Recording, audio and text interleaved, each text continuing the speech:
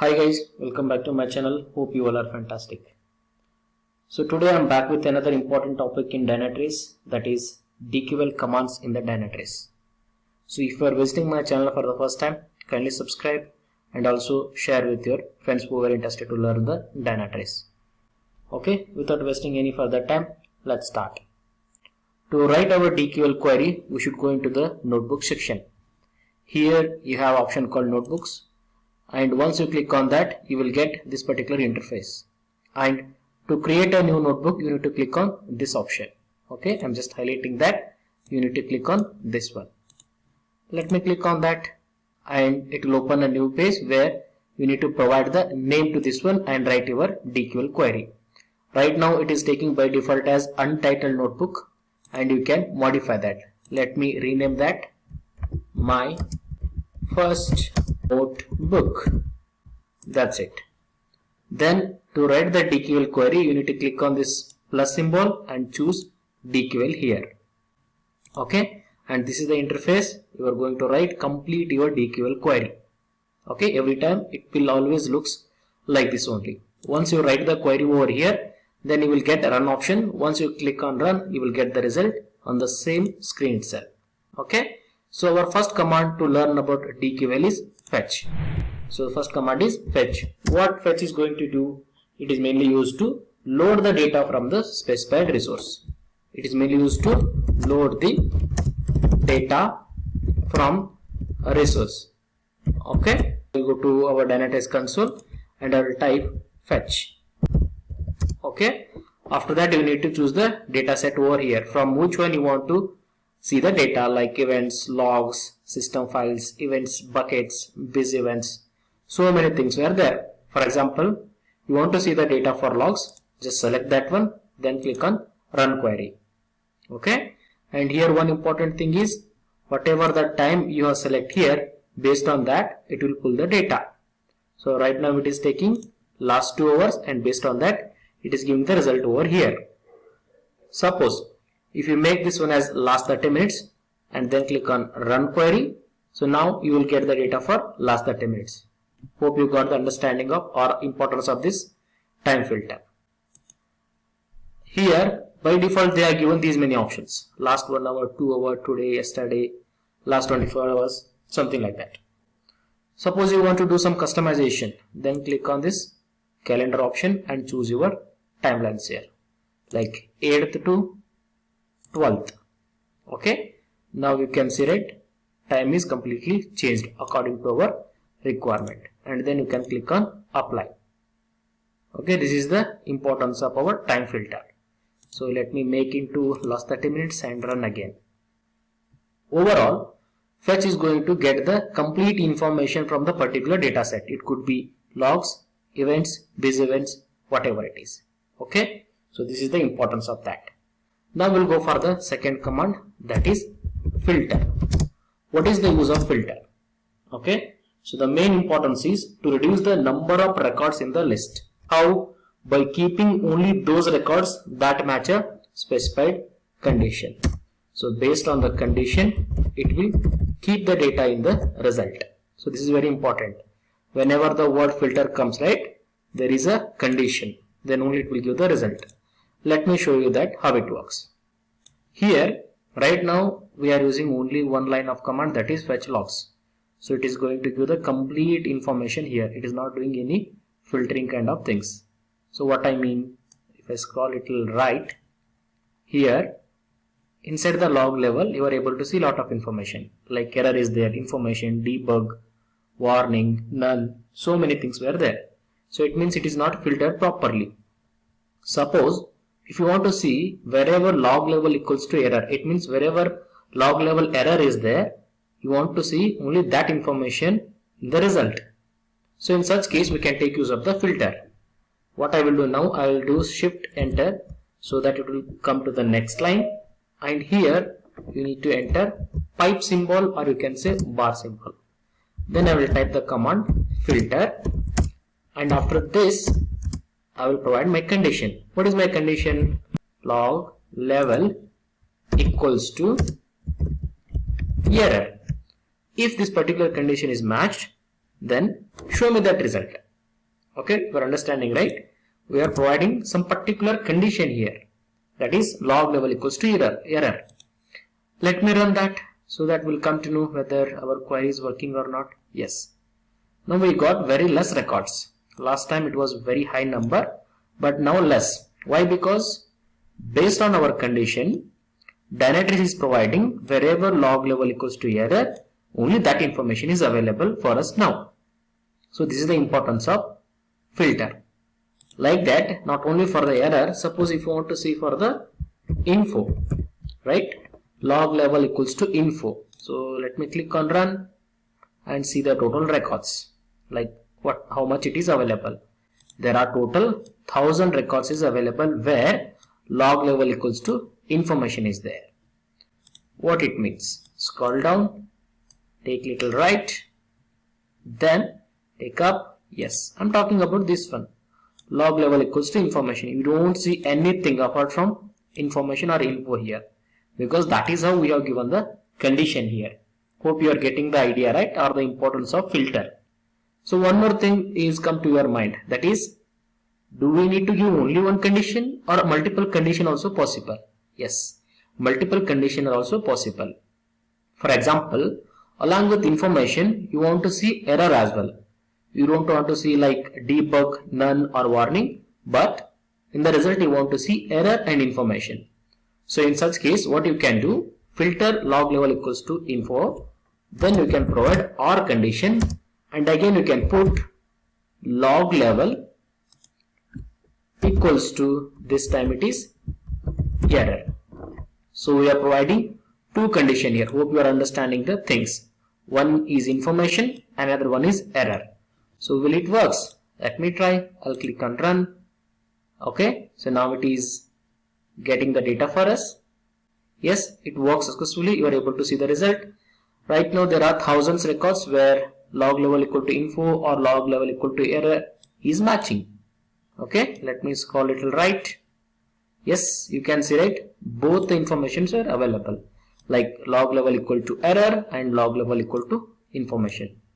So overall what I am trying to say is, of course you can use the multiple condition inside the filter. Next command we will take filter out. One we learned, that is filter.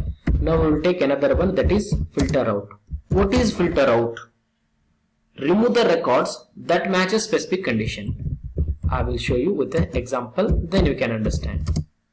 Okay, so just remember the commands, whatever we are covering. I am just listing everything here. Fetch covered, filter covered, and now we are at filter out. Okay, now I will remove this line completely and I will then click on run again. Now I will take filter out. Okay, it means, so as I am clearly mentioning here, remove the records that match the specific condition. So whatever the condition I give over here, leave that particular condition, and apart from that, whatever the data is available in that table, you just give that to me.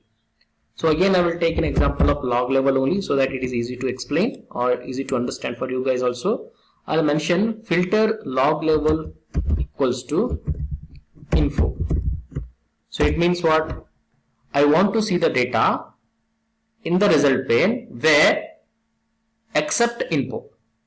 Okay, except info, I want to see all other data where log level it can be warning, debug, none, whatever it is, I'm okay with that, but I don't want to see the info in the log level. So for that you can use up the filter out. So it is going to remove the data based on the condition. Let me click on run and I will show you that. So in the result pane what happens? In the log level section you don't see info at all. You can see, right, we're able to see only error is there, debug, none is there, right, but we don't see info. Why we are not getting info here? Because we are giving the specific condition in such a way that don't include that information in the result. We are strictly mentioning in the DQL. Here also you can provide multiple condition, like I will give one more, log level equals to error. Okay, so now I am excluding two things. One is information, another one is error.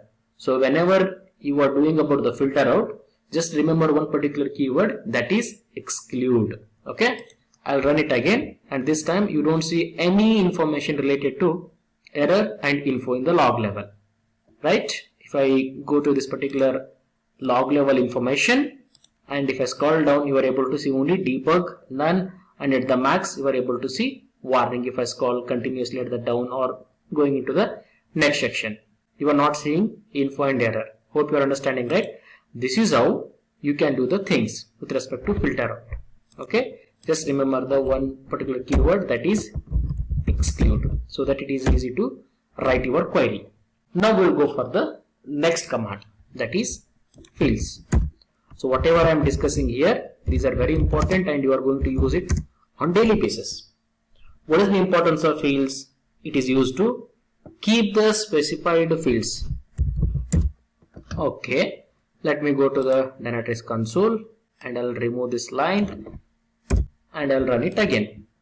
Okay, so now when I run the fetch logs, you are able to see lot of data over here, like host name is also there, log level is there, then dt.entity, right, AWS availability zone is there. Likewise, what else you can see? You are able to see timestamp, content, right? If I scroll down or scroll a little right, you are able to see log sources, AWS account ID, availability zone, right? So many things were there. But you are not interested in all this data. You want to see only very few required data in your result section. So in such case, you can take use of the fields. Okay, instead of getting all the columns, I want only few columns what exactly I required. For that you can use fields, then provide the exact column name, like I want to see the timestamp. Okay, let me select that, then put a comma and then type content. Okay, I want log level, and of course I want to see the host name as well. So I will take that also here, host dot name. Apart from this, I don't want to see anything in my final output. Okay, so this is how we can filter, or this is how we can get our proper data. I don't want to get into the unnecessary data. I want to see only this one, timestamp, content, log level and host name. So let me click on run. So with the help of fields, what we are going to achieve, we are going to keep the specific fields in the result, right? In the output we have only 4 columns now, that is timestamp, content, log level and host name. Here log level is there, right? That is what it is mentioning. Host name is there, right? That's what you are seeing, host name here. Apart from this, nothing is there, right? It's almost end. I don't have any option, or I can't scroll right also, right? I am already at the end. It means what? We are getting the data as per our requirement. Okay, so after fetch, do we need to directly go into the fields, or we can take use of the filter and all those things? Yes, of course you can do that. As I said, filter is very much important while writing our query. Like I will do shift enter again, and I want to do filter log level equals to info. So now what it will do, first it will take the complete log information from this line. Once it got the complete log information, then it will apply the filter where it will exactly look for log level equals to info. Wherever log level equal to info is there, it will calculate all that data. Out of that, in the result section, it will take whatever we have mentioned here. In the fields, we have mentioned timestamp, content, log level, host name. So that it will take only this information. Let me run this and I'll show that one. Now one thing we should notice, that in the log level, we only see information. We don't see anything. You can see, right, log level is filled with info only, because that is how we have applied the filter here. So you are getting the point here, how to fetch the log, how to filter the log, and then how to select the required column names over there. You are getting, right? It is not necessary like log level only. Just to make it easier to understand in a better way, I will take one more condition in the filter. Okay, I will take contains. Okay, then content. So what I am doing, I am trying to find the particular keyword from the column table. So this is my column, content is my column. So whatever the data over here, I'll just select one particular keyword. So if that keyword is there, then only show that result. Otherwise, don't consider that into the result. So what I can take, deactivated successfully. You are able to see one particular keyword, right? Deactivated successfully. I will add this information here. Filter contains content. What is that? We need to write exact spelling. Deactivated space, then successfully. Now I will click on run, so that we will get the information wherever deactivated successfully is there. You can see, right? Here is our content and we are getting only deactivated successfully here. Apart from that, we are not seeing anything over here. How we achieve this one? Yes, by using the simple filter. You are getting, right? It is not necessary like log level. You can take use of other things also here. Based on the requirement, you can choose. Okay. Coming back to the fields, here also we are able to see only 4 fields. That is timestamp, content, log level, host. That is timestamp, content, log level, and here you have the host. Right? This is what the importance of fields. So I hope you got the complete idea about that. Now we'll go for the next command, that is field rename. What it means? Renaming the fields. I'll go to the Dynatrace console and I can show that. Okay. Now what I will do is simply run this one. Right now you are able to see all the data, right? Timestamp, content, hostname, all these things were there. But if you see this particular field, right, timestamp, you feel like timestamp is not the proper keyword. I want to mention it as date time. So that looks good in the result pane. So in such case, you can take use of this field rename. So what I will do, I will go to the next line and I will type fields rename. So on what basis or what name I want to give? I want to give it as date underscore time. I feel this looks good, right? So I will provide this name. To which one? To timestamp, right? So our query is ready. So what we are doing here, we are replacing the field name timestamp with date time. So once I click on run, right, here you will not see timestamp option. So you are able to see date time. Okay, let me show you that. I'll click on run now. So in the result section, it should be date and time now. Yeah, it is there. You can see right now it is replaced with date and time. How it got achieved? It is achieved by using the fields rename. So after this, it is possible to select the proper fields in the output, because right now you have other information, right? Content and then host name. There are a lot of information like how we used to get earlier, right?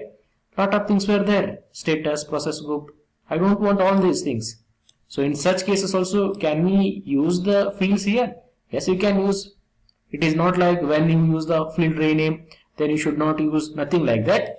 You can take use of that also. But you should remember this particular one, because in the result pane you want the date underscore time, right? So while selecting the fields also, you need to provide that name itself. Like I will type fields and I want date time, comma, then I want content, comma, then I want host dot name. So only these 3 information I want in the result. So I provided the same information with the help of fields, and now I will run it, so that you will get your data. Date time is there, content is there, host name is there. Right? You got right how we achieved this one, like replacing this timestamp with the date time. Yep, by using the fields rename. Okay, now we'll go for the next command. Limit.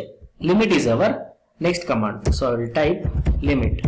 So this one is actually comes under ordering commands, right? Ordering commands, like whatever we have done so far, right? This fields or fields remove, fields rename, this will come under selection and modification commands. But what we are talking now, that is limit, it will come under ordering commands. What is the limit? What is the importance of it, right? So we use this particular command when we want to limit the number of returned records. Let me show that. Right now, if you notice properly here, we have 18 records for last 30 minutes where we are able to see the exact keyword that is deactivated successfully, and we are able to add this particular information in the result. But I don't want to see the 18 records, like I want to limit this one. So how to do that? For that you can simply mention pipe limit 10. So it means what? I want only 10 records out of this. Let me run that. So maybe for now it looks it's not required, but in some situation you may get thousands of records, right? 10,000, 20,000. But you may don't want to go into all those records. You want to limit yourself, like 100, 200, something like that. For example, when you are writing the query for high CPU usage servers, right? If there are thousands of servers, you want to see top 100 only or top 50 where the CPU usage is very high in last 24 hours. In that case, you can take use of this limit option, right? So very useful, right? Limit. Now you are able to see the result here. Record count is 10. Suppose if you want to mention it as 5, you will get only 5 records over here, right? Now it is 5 records. You are able to see that one as well. This is how you can take use of the limit command. So the real importance you will get when you actually worked in the real-time cases, like as I said, CPU usage or logical disk related information. In such cases, definitely it helps a lot. Next important command that we need to learn is sort. What is the importance of sort? It is mainly used to sort the records. Simple and straightforward. Whatever the records we get over here, so this one you can sort it either ascending order or in the descending order. So what I will do, I'll again mention this one as 100 and I'll click on run query, so that it will be easy for me to explain about ascending and descending. That's nothing but what we can call sort. Okay, here I will mention whatever the result I get, I want to sort that result based on the date and time in the descending order. So DESC is for descending. So I click on run, so that what it will do, it will give the data in the descending manner. So 19, 41, 17, 41, 15, 13, 11, you can see, right? It is in the descending format now. Suppose if you want to see in the ascending, then you need to type ASC. ASC is for ascending, DESC is for descending. You can see, right? Now the result is changed. It is in the ascending order, means increasing order. 41, 41, 43, 45, 47, right? 49, 50, 51.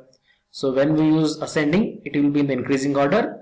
When we use the DESC, that is descending, that is in the decreasing order, right? So this is how we can take use of sort. And as I said, even the main importance of sort you will get in the real time. Like again, I will take example of CPU usage. Okay, so you have collected the CPU usage report for 100 server. Okay, so some servers are having the CPU usage like 95, some are having 96, some are having 99. So that is giving the output in a random way, but you want to filter it in a particular manner, either in the descending order or in the ascending order. Then we can take use of this particular sort and give the required field name here. Based on that, it will completely sort and it will give the result within a second. So that you can easily understand, okay, 95 means this server is in the top, then 94, okay, it is in the second, then 92%, then it is in the third, right? We're getting the importance of sort command, right, in the Dynatrace. Yes. So we learned about sort as well. Okay, our next important command is count. Okay, what is the use of count? It is mainly used to count the total number of records. We use the count function to count the total number of records. What is the meaning of this one? Let me go to the Dynatrace. Here, this time I will take a different data set. So far we work with logs. Now I will take something related to the synthetic events. So I'll just simply type synthetic so that whatever is available, Dynatrace will directly give to us. Okay. So for demonstration purpose, I will take this one, entity synthetic test. What it means, it is going to give the complete list of synthetic monitors available in our environment. If I run, so it will give the list. For example, right now in my environment, I have 2 synthetic tests. So you are able to see the same information. One is yahoo.com, another one is google.com, and also you are able to see corresponding ID over there. Okay, so here there are 2 and you are able to count it very easily. Suppose in your environment 100, 200 synthetic monitors were there, right? Then it is difficult. If you want to monitor the exact count, how many are there in the environment, then you can simply take use of the count function. Like you need to do shift enter so that you will go to the next line. Here you need to type summarize. Summarize is mainly used with the aggregate function, and here we want to count. So whatever the value we received from the above line, right, we want to count it. So I'll just type simply count, then I'll click on run. Okay, yes, you are able to see the result, right? The total count is 2. From where it has received this data? From the dt.entity.synthetic test. Okay, and here it is giving the value as count, but for you it looks like, let me give the another name. So in such case, just assign a value over here. Like I want to give the synthetic underscore names and then give the equals to symbol. That's it. Then click on run so that you are able to see the different name here. You can see right now it is synthetic names. And of course you can take the, you can change the visualization as well. Like you should go into the option and here you can choose. Right now it is taking default. Suppose if you want to see the result in the pie chart, then click on pie. So you are able to see the data in the pie format. Likewise, if you want to see the in donut, then it will give the info in the donut. There are other options as well, like single value, histogram, honeycomb. Single value looks good here. Let me select that. Yes, you can see right. Synthetic names total count is 2. If there are 100, then it will display as a 100. So this is how you can take use of the count. Okay. Not only for the synthetic related, you can do it for anything. For example, you want to count the total number of hosts available in your environment. Yes, you can do that. Just get the data set and then do summarize count so that you will get the result immediately over here. Okay. Hope you got the idea about count. So along with count, sometimes we may need one more function, that is count distinct. Okay. Count distinct. What is the meaning of count distinct? So it is going to identify the distinct value, distinct record only. So I'll type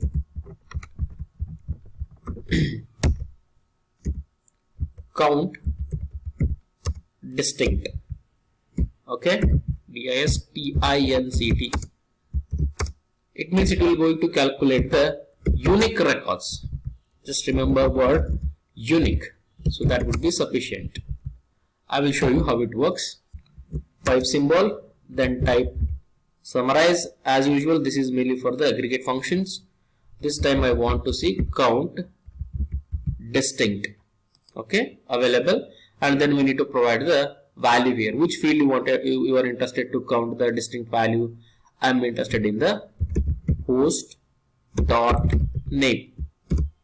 Okay, now we are good with this information. Host dot name is there and it is having only one server information. Let me execute that, whether it is going to give the correct result or not. Okay, it is running. Yes, you are able to see, right? We have only one server, right? If you have the like hundreds of servers, right, in the report, and if it is repeated, then if you use this particular command count distinct, right? So out of 100, it will take only the unique values over here. And of course, you can give the different heading as well to this. Like I will give the total count. Then click on run so that the heading will change to total count, right? Total count. So this is how you can take use of the count distinct. Suppose along with, you don't want to see the number here like 1, 2, 3, something like that. You want to see the unique records itself. You want to see the exact server name itself. In that case, what you can take? You can take collection distinct, right? Collect distinct host dot name. So this time what you will get? You will get the server name. Last time we got count, how many different values were there, but this time you will see the what are the different servers were available. So I'll just write that as well. Collect distinct, right? So here you will see the names. Let me minimize and run this one so that you will understand easily. Yes, you can see, right? Now we are able to see the exact record name, I mean server name. In case of in case of count, you are able to see the number, so it is going to give the numerical value over there. But with the help of collect distinct, you are able to see the exact name also, right? Hope you understood the exact difference between collect distinct and count distinct. Okay. Now we'll go for the next one, that is count if. So I want to count the value if a particular condition is satisfied, then only. Okay, based on condition. So if that condition is matched, then count it. If that condition is not matched, then don't count it. Like I will take synthetic location related. So let me type the keyword synthetic so that it will display whatever is available. I am interested in synthetic location part, so I'll just choose that and then I'll click on run, so that it is going to display the complete list of locations that are available in the environment, right? Jakarta, Milan, Taiwan, so many there. Like total count is 92. Out of this one, I want to count based on certain condition, like count if entity name, that is location name, equal to London. I want to see how many are there. Okay, so that I'll do shift enter so that it will come to next line. Then I will do summarize, and here I will provide the condition count if. What is the condition? Count if, then brackets, entity name equals to, double equals to, remember that, then provide your value. It should match London. Okay, if this particular condition is satisfied, then give me the count out of that. Let me click on run. So it is going to display how many locations by the name London. There are 3 locations by the name London. So whether it is giving the correct result or not, we can verify that as well. For example, I will simply remove this line. Now what I will do sort, then entity name, then type descending or ascending, whatever you want, then click on run, so that we can see the exact name of that. Now it is in the descending order. You can see, right, it started from the Z. I'll simply scroll down and I'll go to L. So it should be show the result London. That is 3 count should be there. You can see, right, there are 3 locations London, and having the different ID for that. Maybe because these are from the different cloud providers like Azure, AWS, Google Cloud. Because of that, we have the 3 different location over here. But you got a complete understanding, right, how we can take use of the count if. This is how. Okay, count if. You need to mention the condition over there. Next important command that we are going to discuss is ends with. So let me type that. Our next command is ends with. I will show you how to use that. Let me go to my DT, that is Dynatrace, and I will take example of fetch logs to demonstrate that, so that it is easy for you to understand. Click on run. So here you have lot of data. Okay, so but I am interested in wherever the content, that is IMDS for MAC is there, right? So I want to see only that, because so overall thing with the ends with is, right, so it is going to check the end information, whatever the line would be, logs would be. So it will check the end information, whatever the condition we give here. Based on that, it will check the logs. If that particular keywords or line is present at the end of that log, then it will display that information.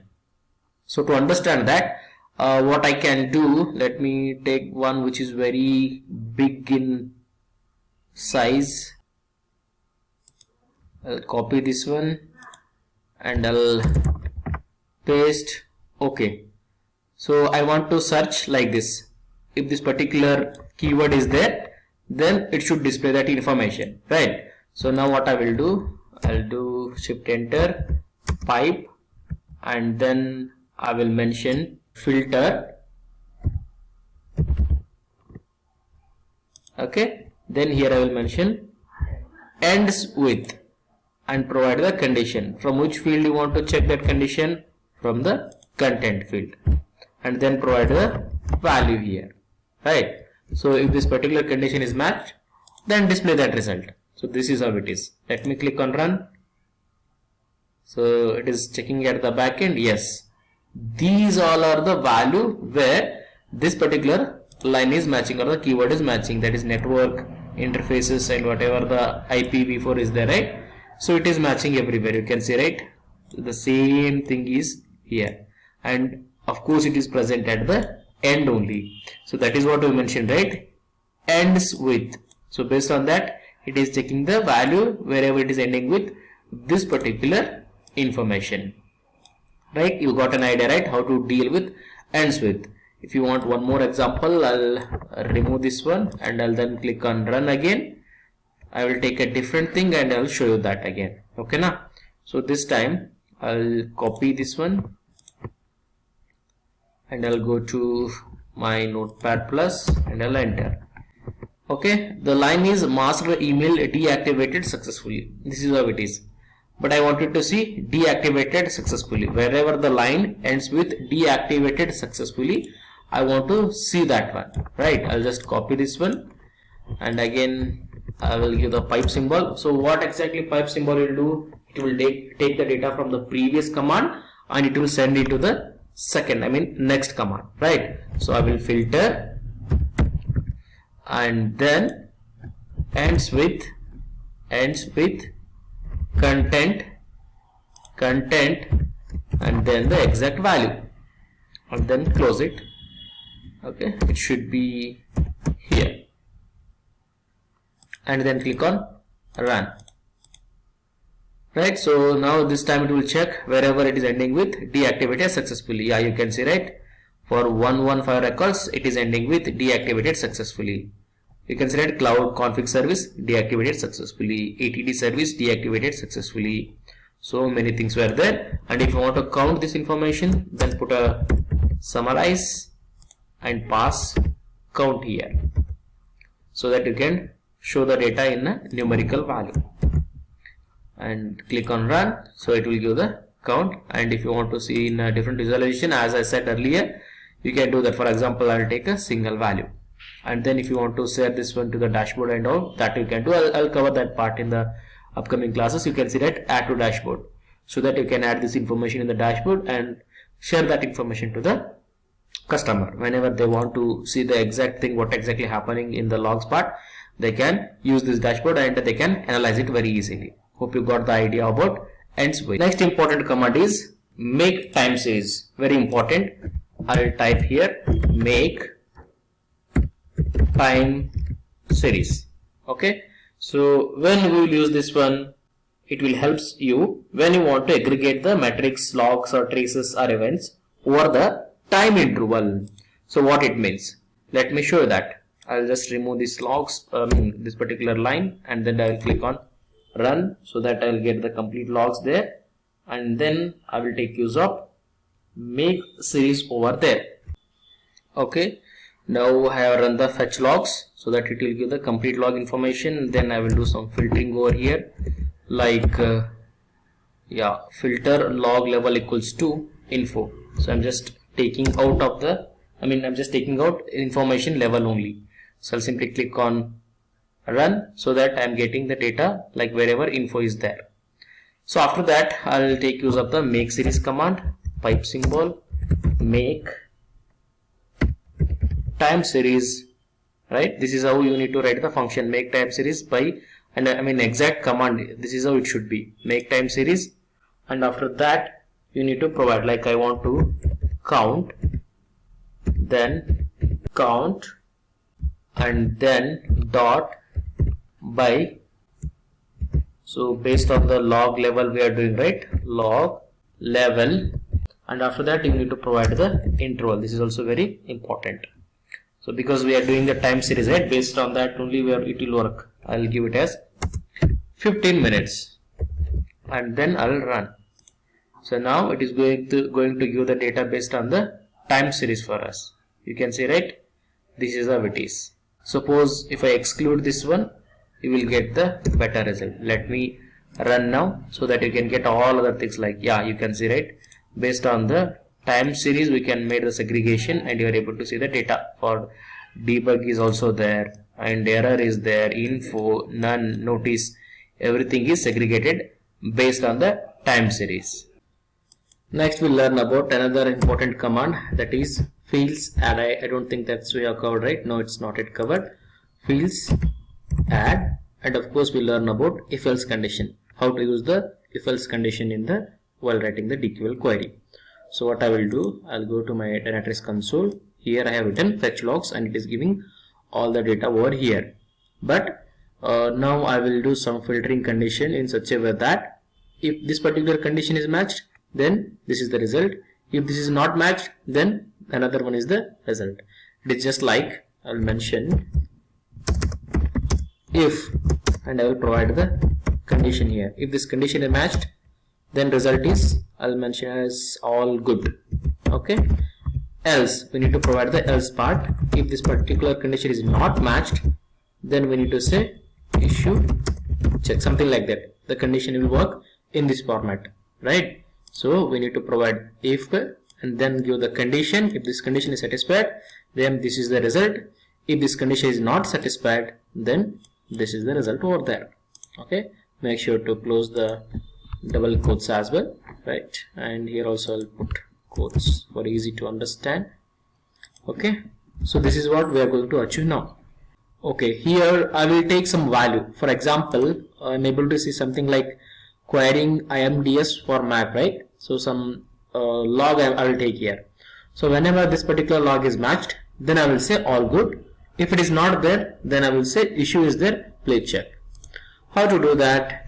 Go to the next line, and I will give fields add here. This is very important. What is fields add means? You are going to add a new field over here. Like for example, now you have timestamp, content, host name. Like this, you are going to create a new field here, and you will give the value as a result to that. Okay, and you are giving the field name as a result. Then I will provide the if else condition here, like if I will give contains, and then I will provide the field name here. Content, this particular content field contains, what is that? It contains, let me select this value, copy value, and put it here.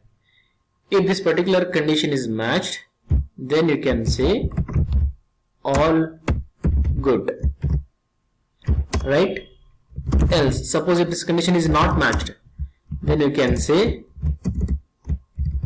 issue check, please check. Okay, so in real time, it will not be a real-time example, but yeah, so I'm just explaining how the if-else condition is working here. So I'll just remove this one, get, or whatever it is. I want to check only for this one, querying IMDS for Mac. Let me put this particular information in the quotes. Right. Now our query is completely correct. So we're able to see, right, what we are doing. We are checking the condition. If the content is matched, then give as all good. If it is not matched, then in the result give issue is there, please check. So this is what our requirement. You will see one more field and with corresponding results. You can see, right, this is the one result. From this one it is coming, and it is checking the condition whether this particular line has querying IMDS for Mac. Yes, it is there, and it is giving all good. From where it is taking this all good? It is taking from this one. Let me check the second line. In this line, that particular keyword or a log is not there. So what it is mentioning in such case? It is mentioning issue is there, please check. Like that, it is checking for all the lines, and it is giving the result here.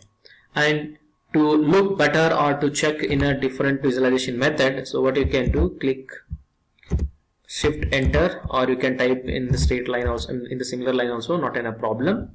Now what I will do, I will do summarize, then I will count it.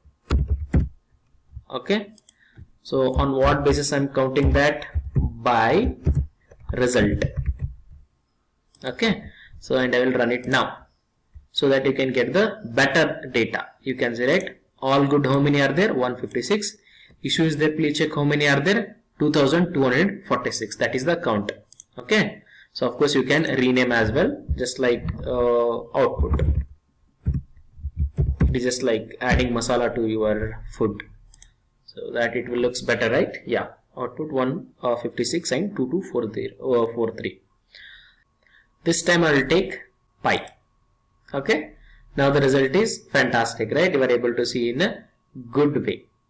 In the pie chart, it is giving in the clear cut format, and of course you can change the color here. I think I can take this one and then I'll close this one, so according to that it will change. Okay, this is not looks good.